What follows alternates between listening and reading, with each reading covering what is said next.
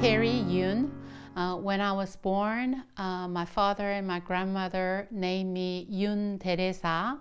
Teresa is a French nun from 19th century from France, and she wanted to become like her. So my name is Yoon Teresa.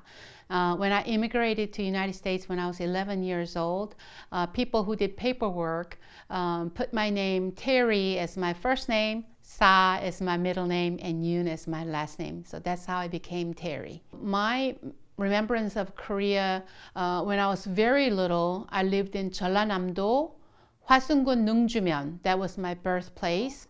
So growing up, I lived in a straw-thatched house with a restroom across the yard, and we had some pat in a vegetable garden, and we had don, rice field, and we had umul.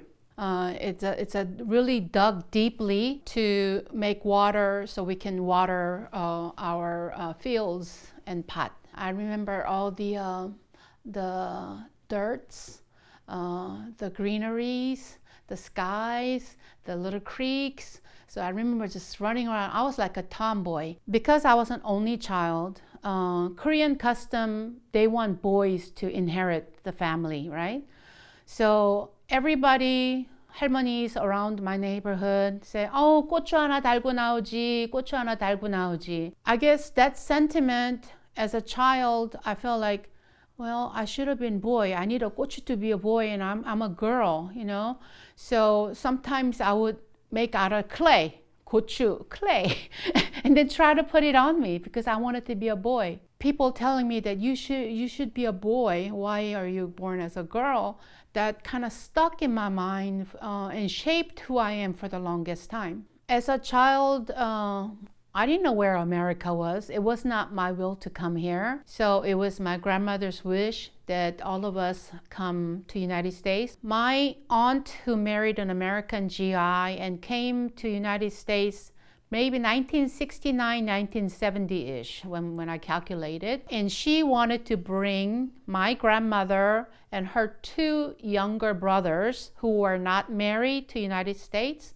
And that was it. That was her intention.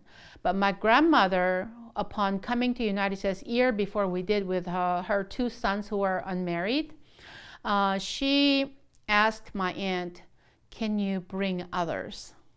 Because she knew how hard life was in Korea. So September 17th, 1978, I still remember the date when we immigrated. It was like day after Chuseok. But when I came to the United States, things changed completely because we lived at my aunt's house in Oklahoma. I'll mention that my father and she did not get along at all. Life was just too hard, even for my mother. So in less than 10 months after we moved to Oklahoma, I guess my father knew a Korean person from like a neighbor who was Korean. He told him about Houston and how, you know, the jobs are, you know, so abundant here. So we decided to get on the Greyhound bus when I was 12. As he said, as the neighbor said, when we landed, there was a minister and a couple of his friends who came, and they sought us out and took us into their house for about 3 days. They did help us a lot by matching us up with another Korean person who was looking for a roommate. So 3 of us, that was our first home in Houston, the apartment. The roommate that we had, 안씨 아저씨, he was working for a Korean man who owned a maintenance business. And so with his help, my parents got in also to work at the mall, cleaning. So they cleaned. And then we found the Korean Catholic Church. So we probably went to church about twice and just barely starting to get to know people. And then guess what? One night, my father, after praying the night prayer, we all went to bed. We didn't have bed, we didn't have a sofa, we didn't have a dining room table, no furnitures. We had blankets, so we slept on blanket like we did in Korea. We were lying, and then 안씨 아저씨 come knocking on our door. 형님, 술 한잔 합시다, So he took my dad out for a drink because he was lonely. So my dad goes out with him, and then we don't see them for 3 days. We didn't know where they were.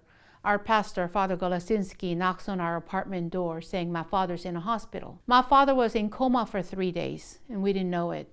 He was thrown out of the car, so he had like 100 stitches on his side. We didn't have any health care, no insurance or anything. So when we showed up, even the doctor said that he's not well enough to go home. We brought him home with all the gown, hospital gown, and I don't know what else he had, but he was barely walking, and we brought him home. So with no condition to work and no outside help, he was bedridden for months. So the church, knowing what happened to us, and we barely know each other, right? They would come, they buy rice, they buy groceries, and they would come and help us. And we had no car, so they would come on Sundays to pick us up, to take us to church and bring us back. When my father was well enough to go back to church, my dad was telling 아저씨 who was driving, what can we do to repay you for all the goods that you've done? And I remember as a 12-year-old sitting in the car listening to their conversation, the 아저씨 said, 저희한테 하지 마세요. So don't try to repay back to us. He said, down the road, when you are in a better position and you see somebody who needs help, just help them, And that just rang in my ear and stayed with me all my life.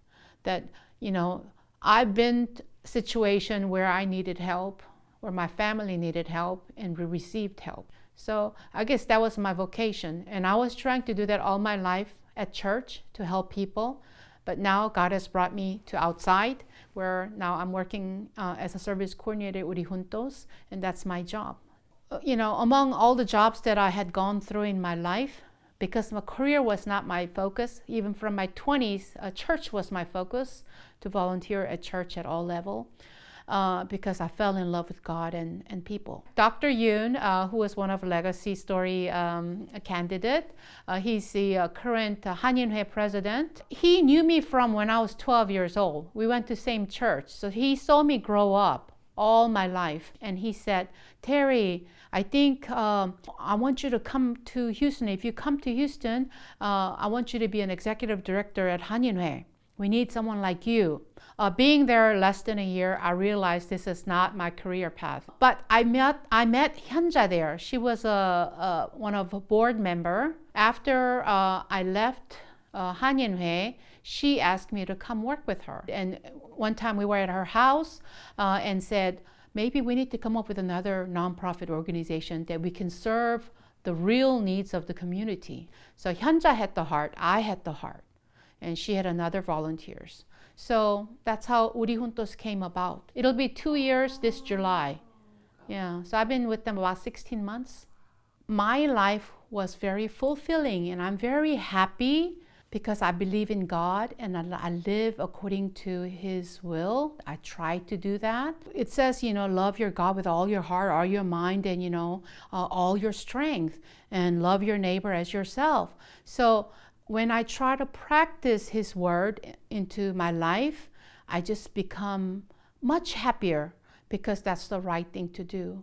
Future, I thought about that actually pretty recently when I went to Korea last year. I see myself, if I'm retired from Woori Juntos, and let's say if I move to Korea and live there, I want to translate spiritual books, English books into Korean, and then also do more art. I want to go back and now that I have time and energy and the environment, I want to do art. My name is Terry Sa Yoon, Yoon Teresa, and this is my Korean American story.